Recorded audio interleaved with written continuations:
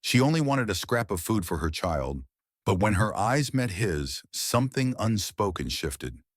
Amara stood in the cold drizzle outside La Marais, the city's most luxurious restaurant, holding her 4-year-old son, Liam, tightly against her chest. Her coat was thin and worn, no match for the chill biting through the night. Liam was burning with fever, too weak to cry. She hadn't eaten since morning. Neither had he. She never imagined she'd be here. A proud woman once, a schoolteacher before life took cruel turns. Her husband had vanished when Liam was just a baby, and since then, Amara had been juggling 2 jobs, surviving off tips and leftovers, until there was nothing left to juggle. Tonight she wasn't begging for herself, only for her child. She watched from behind the dumpster as a waiter emerged from the back door, casually tossing untouched lobster and soft bread into the trash. Her heart clenched. Drawing a deep breath, Amara stepped forward and called out in a voice that trembled, but didn't break. "May I have your leftovers, sir?" But it wasn't the waiter who turned. It was a man, tall, well-dressed, and clearly not someone who belonged in a dark alley behind a restaurant. He was wearing an expensive overcoat and leather gloves, and his presence exuded quiet power. A millionaire, perhaps, someone who lived in the world that had forgotten people like her. His eyes met hers. For a moment, neither of them spoke. Time seemed to pause as his gaze moved from the child in her arms to her tear-streaked face, and finally to her eyes. Eyes that had seen too much, yet still held a flicker of strength. "Are you hungry?" he asked quietly. Amara nodded, swallowing her shame. "It's for my son," she said. He didn't ask questions. He didn't recoil or judge. Instead, he simply said, "Come inside. Both of you." She blinked, startled. "Inside?" He nodded once, then turned and walked toward the restaurant's front entrance. After a moment's hesitation, Amara followed. Inside, warmth wrapped around her like a blanket. The maitre d' said nothing as the man, whose name she would later learn was Julian Cross, led her to a private corner booth. Within minutes, bowls of steaming soup and slices of soft bread were placed before them. Liam stirred weakly and nibbled at the food. Amara nearly cried. But what stunned her most wasn't the kindness or the food. It was the way Julian looked at her. Not like a charity case, not like a woman from the streets, but like a human being who mattered. That night, Amara left with more than a full stomach. She left with a name that echoed in her thoughts long after. Julian Cross, and unknowingly, she had stepped into the very beginning of a miracle. In the silence between shared meals and midnight conversations, something tender began to bloom. It started with a simple routine. Every night after closing hours, Julian would have a quiet meal in the back of La Marais, away from cameras, board meetings, and the endless noise of his high-profile life.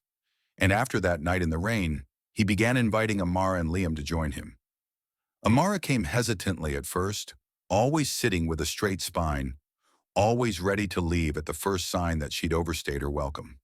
But Julian never gave her that sign. If anything, he seemed to welcome her presence. He asked about Liam's health, about Amara's work, or what had been her work. He listened without interrupting, and when she spoke of her past, her teaching, her love of poetry, how she once dreamed of writing children's books, he didn't offer hollow comfort. He offered his attention. Liam, now warming up with each visit, grew attached to Julian faster than Amara expected. One night after finishing his soup, Liam climbed into Julian's lap without hesitation and fell asleep there. Amara's heart clenched, not from fear, but from something scarier, the desire to trust. One evening, as they sat in the quiet booth, Amara finally asked, "Why us? Why do you keep doing this?" Julian didn't answer right away. He swirled the wine in his glass, thoughtful. "Because I know what it's like to be hungry," he said finally. "Not for food. I've always had plenty of that. But hungry for something real, something true. I saw that in your eyes that night. You weren't begging. You were fighting to stay whole." That answer stuck with her. She had met many men who threw money at problems, who called themselves saviors without ever asking what was needed. Julian wasn't one of them. He never treated her like a cause. He treated her like a person. Soon their dinners turned into walks. He'd sometimes drive her and Liam home in his sleek black car, always asking if she needed groceries or if Liam had his medicine. He never pushed, only offered. One night after Liam had dozed off in the back seat, Amara looked at Julian and whispered, "You make it hard not to believe in good men again." He turned his head slightly, eyes locked on hers in the dim glow of the dashboard. "Then I'll try not to disappoint you." She smiled, the kind of smile she hadn't felt in years, the kind that crept up from somewhere deep and quiet. Without knowing when or how, something had shifted between them. It wasn't love, not yet, but it was something strong and patient, something that didn't need to be named to be real, something that could grow. She never intended to tell him everything, but truth has a way of rising when hearts begin to trust. Amara knew there were parts of her past she kept hidden, not just from Julian, but from herself. She'd worked hard to survive, not to reflect. But the more time she spent with Julian, the more Liam laughed freely, the more warm meals turned into long conversations. The harder it became to keep those doors closed. Julian, too, was not an open book. Despite his warmth, there was a barrier around him. He always steered the conversation away from his own life. The luxurious restaurants, tailored suits, and expensive silence made it clear. He came from another world, one that didn't just have wealth, but walls. One chilly evening, as the three of them walked through a quiet park, Liam chasing leaves, Julian and Amara sharing a bench, she broke the silence. "You're always helping everyone," she said, pulling her coat tighter. "But who helps you?" Julian looked at her, something unreadable in his gaze. Then after a long pause, he said, "No one really has. Not since my mother died." That name, Mother, landed like a small stone on still water. He went quiet for a moment, eyes distant. "She raised me alone. We didn't always have money. That came later. But she taught me how to see people, really see them." Amara nodded. "She sounds like someone I would have liked." "You would have," he said softly. "She would have liked you, too." The moment lingered, tender and exposed, and before she could stop herself, Amara said it, not all of it, but the part that had weighed heavy on her for years. "My husband, he didn't die. He left, when Liam was just 5 months old." Julian didn't react with pity nor with surprise. He simply listened, steady as always. "He walked out one morning and never came back. Took our savings. Left me with a baby, no job, and rent overdue." Her voice trembled, but she didn't stop. "I used to be a teacher. I loved it. But after Liam, I couldn't keep up. No one wants to hire a single mother who has to bring her baby to interviews." Julian reached out gently, placing a hand over hers. It wasn't romantic. Not yet. It was grounding. Safe. "I'm sorry," he said quietly. "You deserve better." Her eyes shimmered, but she held back tears. Not because she didn't feel them, but because she wasn't ready to fall apart just yet. And then came his own confession. "I don't talk about my brother much," Julian said. "He died of an overdose 2 years ago. He was only 32. Amara looked at him, stunned. "He was brilliant, funny, but he got lost in the world I built. Fast money, fast friends, no anchor. I keep thinking, maybe if I'd slowed down, paid more attention." The pain in his voice was raw, honest. That night, as they walked home in silence, something had shifted. They weren't two strangers from opposite worlds anymore. They were two souls carrying quiet griefs, slowly beginning to share the weight. When hearts begin to lean too close, the past sometimes claws its way back to remind them what they fear most. For weeks, everything had felt like it was balancing on the edge of something beautiful. Julian had begun to laugh more freely. Liam, once shy and wary, now waited by the restaurant door each evening, clutching his toy spaceship, asking, "Is Mr. Julian coming today?" And Amara, she had started to dream again, about finishing her degree, about writing, about what it might feel like to belong somewhere, or maybe to someone. But just as easily as warmth spreads, shadows creep in. It started with a headline. One morning, Amara stood at a street vendor's stall, flipping through an old newspaper used to wrap vegetables. On the corner of the page, bold and heartless, millionaire Julian Carrington linked to scandal involving eviction of single mothers from Westbrook Apartments. Her hands trembled. Westbrook, the complex where she and Liam used to live, the very building they were forced out of. She rushed to a public library that afternoon, Liam in tow, and pulled up the news articles. It was all there. Julian's company had bought out the property 2 years ago. Rent had tripled. Tenants, mostly low-income families, had been pushed out, forced to the streets. Her stomach dropped. The man who had offered her meals, warmth, gentle kindness, had also been the reason she'd lost her home. That night, she didn't show up at La Marais, nor the next. Julian texted, called, waited, but Amara didn't respond. Her trust had cracked, and every sweet word he'd spoken now sounded different, coated in suspicion, wrapped in irony. On the third night, he came to her neighborhood. He found her walking Liam home from the clinic, bundled in his coat. "Why didn't you come?" he asked, stepping out of the car, breath visible in the cold air. Amara's voice was low but sharp. "I read the headlines about Westbrook." Julian blinked, thrown off. "What about it?" "You don't know? That's convenient," she snapped. "You destroyed lives, including mine. We lived there, Julian. You evicted us." He took a step closer. "I didn't know. I didn't handle that deal personally. But it was your company." "Yes," he admitted, "and I should have known more. But that's not who I am now, Amara. Please, I let myself believe in you," she whispered, tears threatening. "I let Liam believe in you." Liam clung to her leg, confused by the sudden tension. Julian looked at the child, then back at her. "Tell me how to make it right." "You can't," she said. "Some damage doesn't reverse." He didn't argue. He didn't beg.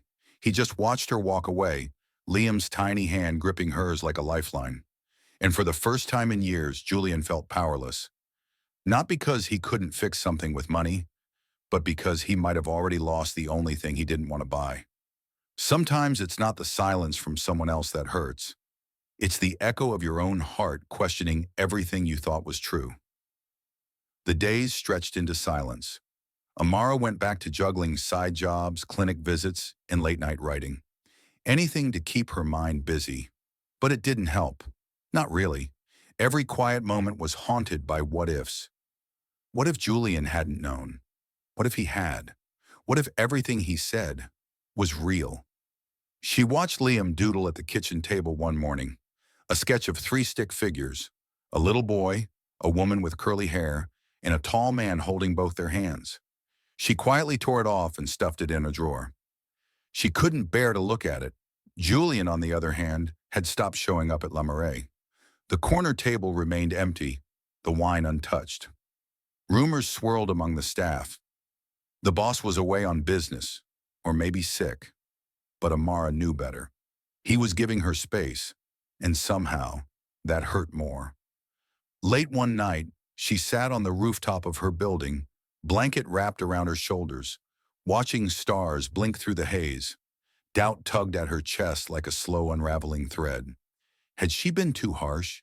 He had helped them, cared for them, shared pieces of himself no stranger ever would. But then again, could she ever truly trust a man with that much power? A man who, even unintentionally, had once stood on the other side of her pain. The city lights shimmered, and in that distance everything felt uncertain. Her future, her heart, and the strange, sudden sense of loss that now lived in her chest like an ache. At the same time, across the city, Julian sat in his dim office, staring at the acquisition files for Westbrook. The photos were sterile, aerial shots, blueprints, spreadsheets, but now all he saw were faces. Her face, Liam's face, the countless other women who'd been pushed out while he'd been too absorbed in expansion, margins, profit. He closed the file slowly. Was this who he was? A man who meant well but left trails of quiet devastation in his wake? His mother's voice echoed in his memory. "You can lose everything and still be a man. But if you lose your conscience, you've lost your soul." For the first time, Julian didn't know what to do. Not with his company, not with her, and worst of all, not with himself. Even the coldest winters can't silence a heartbeat that remembers warmth. Sometimes all it takes is a single gesture to remind the soul it's still alive. It was Liam who opened the door. Saturday morning, frost on the windows. Amara was folding laundry when a soft knock came. She peeked through the curtain, expecting Mrs. Griggs from next door. But it wasn't her. It was a delivery man, holding a carefully wrapped package in an envelope with her name written in thick, bold strokes. Liam's eyes lit up. "Is it from him?" Amara said nothing, just nodded slowly. Inside the box was a miniature model of their old apartment complex, Westbrook. Not how it looked at the end, with boarded windows and crumbling bricks, but restored, beautiful. Gardens, safe walkways, children's murals painted on the walls, and beside it, a folder. Westbrook Renewal Project, Community-Owned Housing Initiative. She opened the envelope with shaking fingers. "Amara, I don't expect forgiveness. I don't even know if I deserve a second chance. Not with you and not with him. But I've spent every day since that night understanding what I broke. This is my beginning to make it right. I've handed full control of the Westbrook Renewal Project to the families who live there. No strings, no credit. If I ever meant anything to you, if he ever smiled at me without knowing what I'd done, then please let me do this. Julian." Her breath caught. Tears welled. For a long moment, she said nothing. Then Liam, small and serious, tugged her sleeve. "Can we see it, Mommy?" She smiled faintly. "It's not finished yet, baby, but maybe we can help build it." Later that evening, Amara stood at the edge of the construction site. The old buildings had already been demolished. Workers were clearing ground, laying foundations. And there he was, Julian wearing jeans and gloves, helping lift a steel beam. No bodyguards, no designer coat, just a man doing the work with his own two hands. He didn't see her at first, but when he did, when his eyes met hers across the dust and noise, everything stopped. He froze. Amara stepped forward, heart thudding, unsure of what to say, but she didn't need words. Liam ran ahead of her, arms outstretched. "Mr. Julian!" The boy threw himself into his arms without hesitation. Julian knelt, wrapping him tight, eyes stinging. Amara watched, arms crossed, holding back 1,000 emotions. When he finally looked at her, voice quiet, he asked, "Is this, a second chance?" She didn't smile. "Not yet," but she nodded once. "Maybe," she said, "but you'll have to earn it, every single day."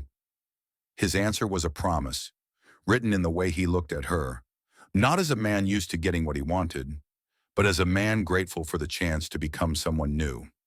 Some vows are spoken aloud, others written in the quiet actions of those who refuse to give up, no matter how long the road home may be. The wind was sharp that morning, carrying the scent of fresh cement and new beginnings. Amara stood beside Julian at the open-air community ceremony for the Westbrook Renewal Project. Liam clutched both their hands, bouncing with excitement as local families gathered around the unveiling model, the same design Julian had sent to her weeks ago. The mayor gave a speech. Journalists took photos. But Julian stayed quiet through it all, standing off to the side, eyes on Amara more than the cameras. Not once did he try to step into the spotlight. Later, when the crowd had thinned and Liam ran off to play with the other children, Julian finally turned to her. "You didn't have to come today," he said. "I know," Amara replied, "but I wanted to see if your promise was real." Julian reached into his coat and pulled out a small, time-worn book, its leather edges scuffed, the corners dog-eared. He handed it to her. She frowned, flipping it open.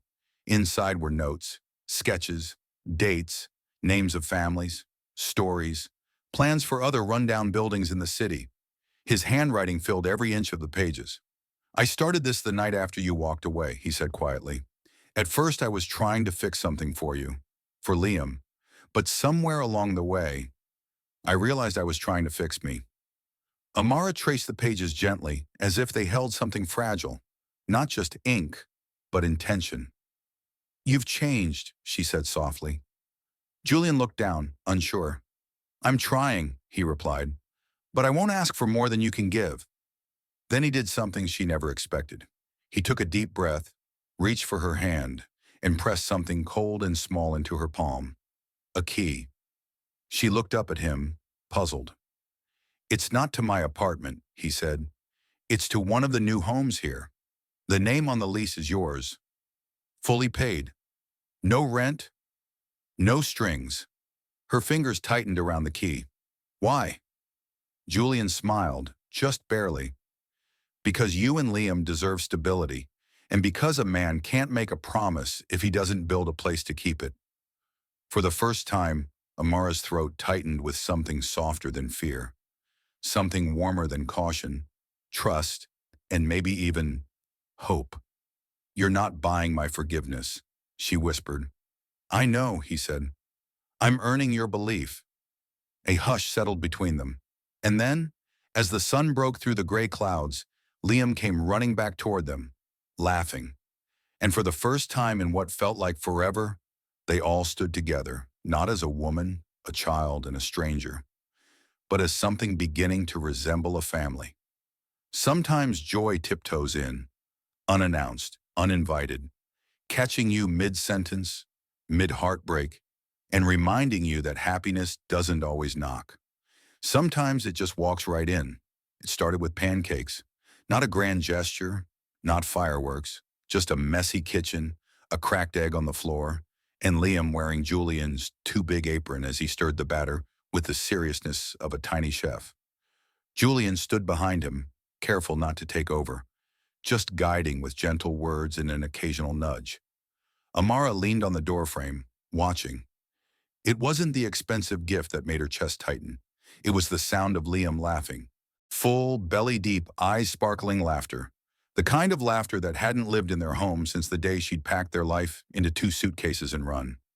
She blinked fast. Julian noticed. "You okay?" he asked gently. She nodded. "Just not used to this. This peace, this lightness." Julian smiled. The kind of smile that didn't ask for anything, didn't press, didn't expect. "Then let's get used to it. Together." The pancakes were burnt on the edges and undercooked in the middle. Liam insisted they were delicious, chewing dramatically and giving Julian a thumbs up. After breakfast, they walked through the neighborhood park, the one Julian had quietly donated funds to restore. Trees were freshly planted. A new slide gleamed in the sunlight. Liam ran ahead, chasing a butterfly. "Can I tell you something?" Amara asked as they sat on a bench. Julian turned to her, giving her his full attention. "I was terrified," she confessed, "that if I let you back in, you'd break us again, that Liam would get attached and I'd have to watch his heart shatter." He was silent for a long moment. "I don't blame you," he said. "You're protecting him. You always have." "I'm tired of being afraid," she whispered. He looked at her with eyes that held no pressure, only patience. "Then let me be the one who helps you feel safe." A sudden squeal from Liam made them turn. He had found a stray puppy behind the bushes, muddy, trembling, all ears and paws. "Can we keep him?" he shouted, running back, dog in arms. Amara blinked. "Liam!" But Julian knelt, checking the pup gently, inspecting his tagless collar. "He's alone," he said, glancing at her. "Maybe he needs a second chance too." Liam beamed, and Amara laughed, really laughed, that rare sound that caught even her by surprise. In that moment, dog wriggling in her son's arms, Julian standing beside her with his sleeves rolled up and eyes so open. She felt something lift, a new joy, unplanned, unstaged, real. And for the first time, Amara didn't resist it. She let it in. True love isn't proven in grand gestures, but in quiet endurance, in weathering storms together, and in standing tall when time dares to pull you apart. Autumn settled in with golden leaves and colder nights. What had once been a warm spark between Amara and Julian now faced the quiet test of real life. School drop-offs, long workdays, and unpredictable nights when Liam woke from nightmares he couldn't explain. Julian never left, even when Amara snapped at him out of exhaustion, even when Liam pushed boundaries to test if this new family would vanish like the old ones. Even when silence sat at the dinner table longer than conversation, Julian stayed. But with time came new challenges. The foundation they'd built began to strain under the weight of routine, responsibility, and the ghosts neither of them had fully buried. One night, Amara came home late from work to find Julian asleep on the couch. Liam curled up on his chest, the puppy at their feet. A coloring book lay open on the coffee table, half shaded in bold reds and blues. She stood there for a long time, watching, and for the first time, she let herself admit something dangerous. She loved him, but love, she knew, was never the problem. Trust was. A week later, the news broke.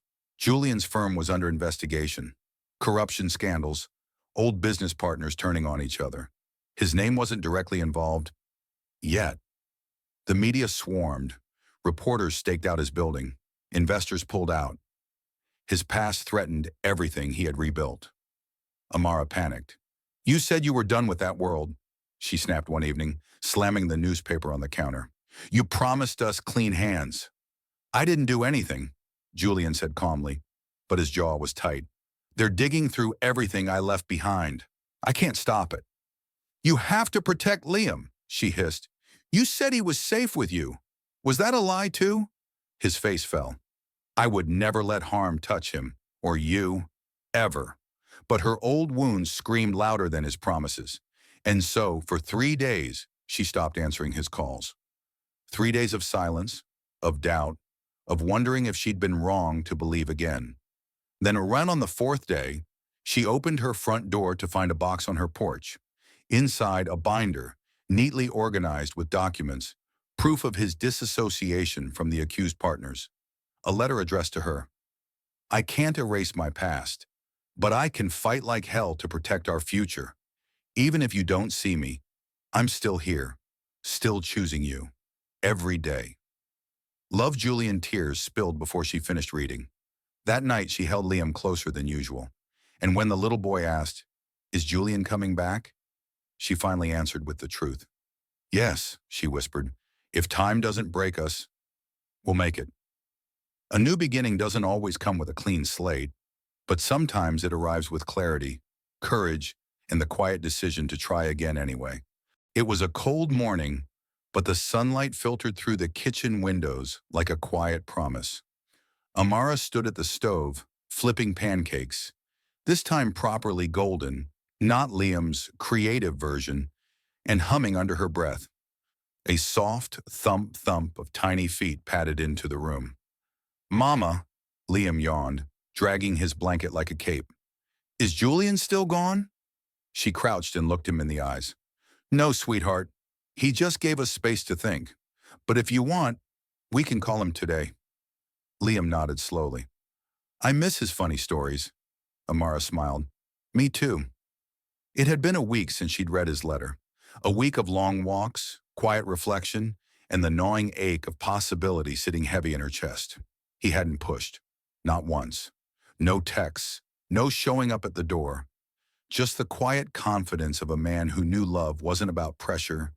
It was about presence. So she dialed the number. "Amara." Julian's voice was a little breathless, like he hadn't dared hope. "We made pancakes," she said. "They're edible this time." A pause. "I'm coming." When he arrived, he didn't bring flowers or gifts. He brought himself. Weary, hopeful, still a little broken, but standing. They sat on the back porch after breakfast, Liam chasing the puppy through the leaves. "I'm scared," Amara admitted, wrapping her cardigan tighter. "This isn't a fairy tale, Julian.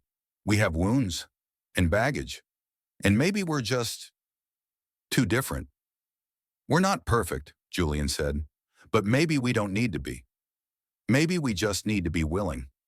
She looked at him, really looked. Here was a man who had once lived behind suits and boardroom walls. And now? He sat beside her in a worn sweater, hair messy, vulnerability raw in his eyes. "I want to try," she whispered. Julian reached for her hand, brushing his thumb over her knuckles. "Then let's build something new, not from scratch, but from what's real." They watched Liam for a moment, his laughter, his freedom, his joy. It had taken so much to reach this place. Trust earned inch by inch, Wounds reopened, fear faced. But this was worth it. Amara leaned her head on Julian's shoulder, letting the quiet hold them both. It wasn't about pretending the past hadn't happened. It was about choosing the future. Together. Love asks not only for presence, but sometimes for pain, the kind that demands giving up what matters most, just to protect the ones who matter more. Snow had begun to fall softly across the city, a gentle hush that covered rooftops and sidewalks in white. Christmas lights blinked in windows. Joy echoed through the streets. But inside Julian's world, storm clouds gathered. The investigation had quieted, but not ended. Julian's old business rival, Marcus Kane, had re-emerged with one final threat. He had evidence, or so he claimed, that could pull Julian into the scandal completely. Fake or not, it could be devastating. Not just to Julian, but to Amara, to Liam. And Julian knew, if he stayed, he could take them down with him. That night he couldn't sleep. He watched Liam's chest rise and fall as the boy dreamed, one arm wrapped around his puppy. Amara slept on the couch, exhausted after a long shift. He had never seen anything more beautiful, and never felt more terrified. The next morning, Amara woke to a note on the kitchen counter. No breakfast, no sound. Just the words. You gave me something I didn't know I could have. Family. And I will not be the reason it's taken away. Protecting you means leaving. I'm sorry. Tell Liam I love him. Always. Julian. Her coffee cup slipped from her hand, shattered. No, she whispered, heart thudding painfully in her chest. She ran through the snow to Julian's apartment. Empty. His phone. Disconnected. His lawyer. Wouldn't speak. For days he was just gone. Liam didn't understand. Did I do something wrong, he asked once, tears in his eyes. Did Julian stop loving us? Amara knelt, heart aching. No, baby. He left because he loves us too much to put us in danger. Liam clutched her. But I'd rather be in danger than lose him. Amara didn't respond, because deep down she felt the same. Meanwhile, Julian had slipped into the shadows, moved to a cabin upstate, out of reach, out of the news cycle. Every day he checked the headlines, hoping the scandal would blow over. Every day he ached for them, and one day, it did. Marcus Kane was arrested for falsifying evidence. His empire crumbled, and with him went the last thread tying Julian to that dark past. But the damage was done. Julian sat alone on a snow-covered bench, letter in hand. He had protected them. But in doing so, had he lost them forever? He had made the ultimate sacrifice, not of money, not of reputation, but of love. When all is said and done, love doesn't always return with fanfare. Sometimes it tiptoes back in or through a door left cracked open, waiting for the ones brave enough to reach for it. Spring arrived gently. The snow had melted, revealing new life beneath the frost. Children played in parks again. Flowers began to bloom on windowsills. And in one quiet corner of the city, a single mother with a healing heart stood at her window, watching her son chase butterflies across the backyard. 3 months had passed since Julian's disappearance. Amara never stopped waiting, not in the way of frozen stillness, but in the way you wait with hope stitched into your bones. She still made 2 cups of coffee in the morning, still looked for him in crowds, still left the porch light on at night. Then one morning the doorbell rang. When she opened it, there he stood, not dressed in tailored suits, no limousine, just jeans, a soft blue shirt, and the same eyes that once looked at her like she was the miracle. Julian. Amara's breath caught. Liam from the yard shouted, "Mommy!" and bolted to the door. Julian knelt just in time to catch him in his arms. "I'm sorry," he whispered, voice cracking. "I thought I was protecting you, but leaving, that was cowardice." Amara's eyes shimmered. "And coming back? Bravery," he said, "because now I know I don't want to protect you from my world. I want to build one with you." She stepped forward, touching his cheek. We waited. I know. Silence. The wind stirred the chimes on the porch. "Julian," she whispered, "this time, no more running." "No more," he promised, pressing his forehead against hers. "I'm here. For good. For both of you." Liam tugged Julian's shirt. Can we get pancakes now? They laughed, all three of them. The kind of laughter that feels like home. Weeks passed, then months. Julian bought a small house down the street. Not to intrude, but to be close. They rebuilt everything. Not fast, but real. They went to parent-teacher nights together. Had movie nights with popcorn and messy living rooms. Amara went back to school part-time. Julian opened a local youth center using his business funds. They were healing. Together. One night under the stars, Julian took Amara's hand as they sat on the hood of his truck. I used to think miracles were loud, he said. Flashing lights, big gestures. But the real miracle? She leaned against him. Is finding home, she finished, in the eyes of someone who saw you when you were invisible. And that's how the story ends. Not with riches or fame, but with something far more rare.